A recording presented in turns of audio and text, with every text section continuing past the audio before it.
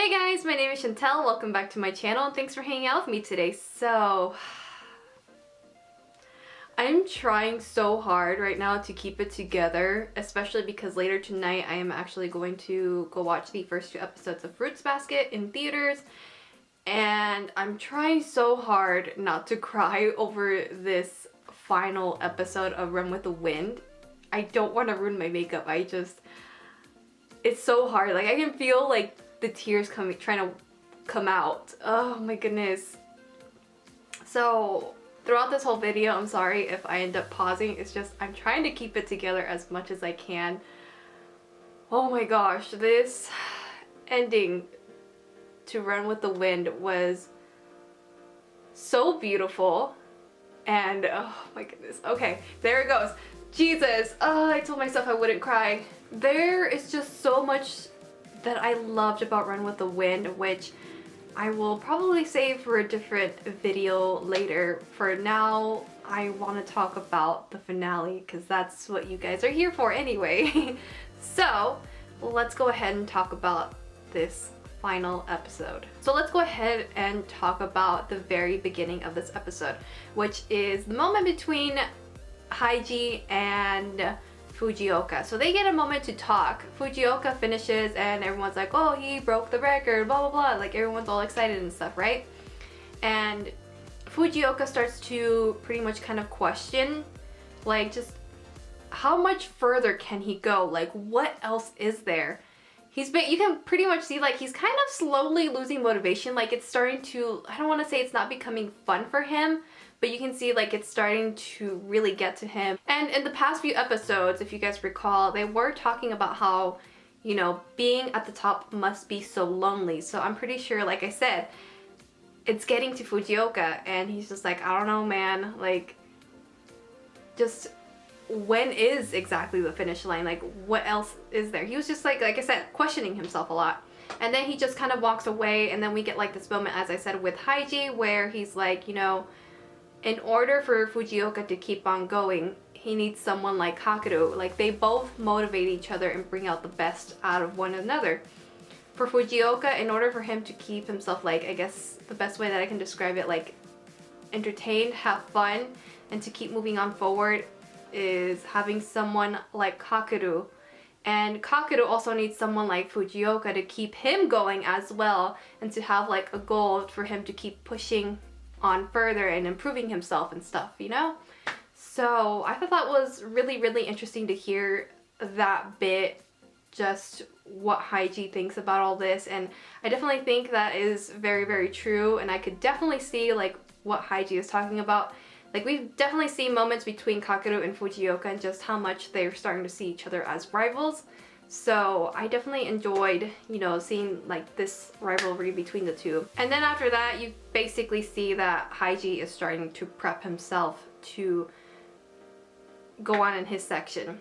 And Kakuro passes on the sash, and oh my god, this was super unexpected. I didn't expect Kakuro to actually break Fujioka's record. And when Prince starts to get excited and say, you know, Kakuro, you did it, I was like, what'd he do? Like, he finished. Like, yeah, what else? Like, he was doing really good. He was going really fast, but like, I was like slightly confused, but it wasn't until like the announcer guy, I think, was like saying, you know, oh, he like broke the record. And I was like, wait, what? Like, he actually did it? Like, it was by a second, I think, is what they were saying. And I was like, holy shit. You also start to see like the other boys getting excited and happy over Kakuru's achievement. Like, that is huge. And I love hearing Fujioka's like opinion about this. Like, you can tell that he's happy, and I'm pretty sure like he's excited about this, because the announcer guys are like, oh, it must be like a happy end, or like blah blah blah, like making it seem like, you know, like, oh, poor Fujioka. But Fujioka like is like, nah, like, what are you guys talking about? Like I definitely think that Fujioka was happy to hear this. Like, you know, he was probably like, he actually did it. Like, I actually have someone to keep me on my toes, basically, is like what I'm trying to get at. So I thought that was interesting. And it's basically, like Haiji said, these two really do motivate each other and bring out the best in each other. And speaking of Haiji, let's go ahead and talk about him now. Oh boy, this is where I started to get really emotional in this episode. And I tried really hard to hold in my tears because, as you guys can see, I have a full face of makeup and I have plans later tonight to go see Fruits Basket. And oh my goodness, it was really difficult to hold in those tears, you guys. Oh my gosh, I was just such an emotional mess. Anyway, let's go back on topic. Haiji, oh my goodness. We start to hear him talk about, you know,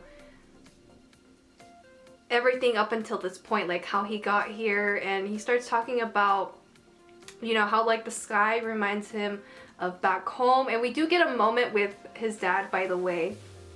We don't see his face, we just see like his hand. He's like currently coaching his team, and we see that he's listening in on the race and he hears what's going on with Haiji, and you can see that his hand starts to shake and you can tell that he's getting emotional about everything that's happening right now with Haiji. And I'm like, oh my gosh, like I didn't expect that at all. I was shocked about that, and also really, like I said, it was just surprising to see. I was like, oh, like we actually get to see like his reaction to this, and you can tell that I feel like Haiji's dad was very proud of how far he's come, especially after everything that Haiji has been through.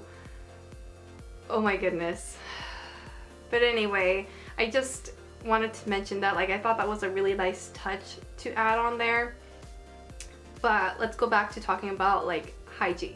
Haiji goes on and talks a lot in this episode, and we just start to hear his thoughts. He basically goes on and talks about Kakuro and how he was like, oh, you know, like my dream pretty much lives on in Kakuro. Like seeing him, he was like, that's what I wanted to be. This is like what I wanted to work so hard for, like to where Kakuro is at his level. And it made me really sad because he started thinking, like he started talking about himself like this, and I was just like, oh my gosh, Haiji, like no, like I felt really bad for him because you can tell that he wanted to be at that form where Kakuro is at, like that's where he wanted to be. But with his busted leg and everything that's happened to him and his past, he's just like, you know, seeing his dream live on in him, like that's all really he can ask for. And then I believe he was starting to say, you know, like what else is there for me, you know, like run, like after this he knows that he's done, like that's it, no more running, which makes me really sad. And we find out why the doctor was there to check up on him a few episodes back, if you guys remember. The doctor gave him some painkillers that would be okay for him to take while he was in this race. And you know, they were saying, you know, this will help with your pain and you're not gonna feel it as much. And I was like, oh no, Haiji's planning on just going full on out, and if his leg gives out, that's it. I was like, oh no, he's not going to do this, is he? I was getting very emotional, and I kept yelling like, Haiji, no, like you can't do this. I was getting so emotional, you guys. Oh my goodness. But I feel like we all really expected this from Haiji. We knew that he was saving up himself and getting himself at like the best shape possible in order to get to where he is now. Like this is his dream, so of course he's gonna go all out. Of course he's not gonna care about busting his leg again. Like he just wants to give it his all and just do it and go full force one last time. And that is exactly what Haiji does, and it was very emotional seeing him going all out, but at the same time I just felt so proud I guess is the best way. I don't know what else I could describe that as. I also felt happy for him because this is his dream, as I said before, and he's here, he's finally achieving it, and he's giving it his all. So it's like,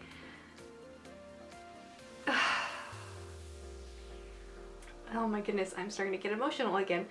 But as I was saying, it was just very, very beautiful.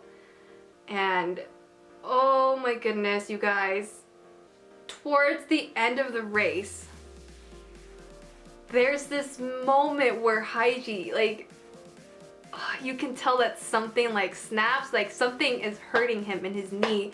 And I was like, no. I was like, Haiji, no. Like, I kept yelling at my TV, you guys, and oh my goodness. It was so painful to watch that. And then his vision was getting blurry too. I was like, something's gonna happen.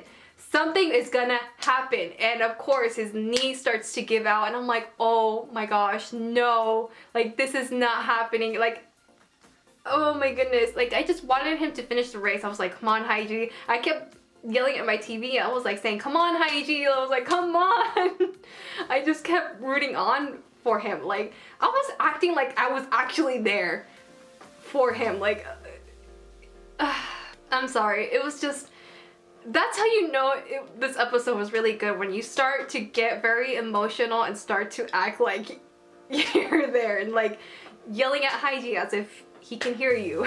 Anywho, going back to what I was saying, this whole entire section that focuses on Haiji was really, really beautiful, and I really liked hearing like his thoughts, like what was going through his head and everything, what he thought about Kakuro, and just him thinking about just where he used to be and where he is now was so beautiful. Anywho, let's go ahead and continue on. So Haiji does finish off his race, and Kakuro is there to like meet him, but Kakuro, I feel like he knew something was wrong, because it like he's happy and excited, like yelling Haiji, and then like his expression starts to fall, and I'm like, oh, he knows something's going on. He knows that Haiji's leg is already like done for, and you can tell Haiji looks very exhausted and tired. But there was this thing that Kakuro says when he sees Haiji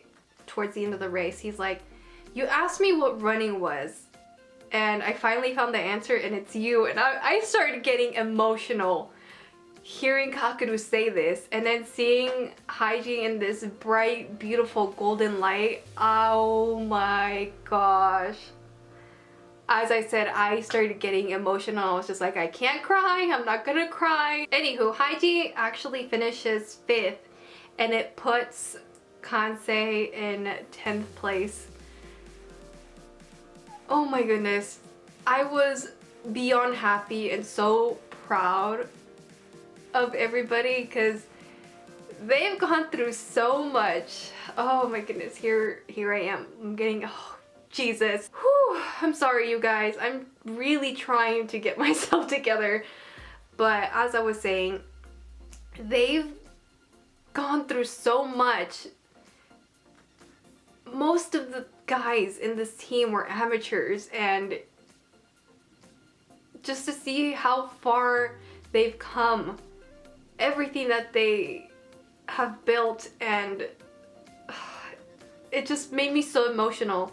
Like, I could not be prouder of these boys. They've, like I said, overcome so much, and they've all found their own motivation for doing this.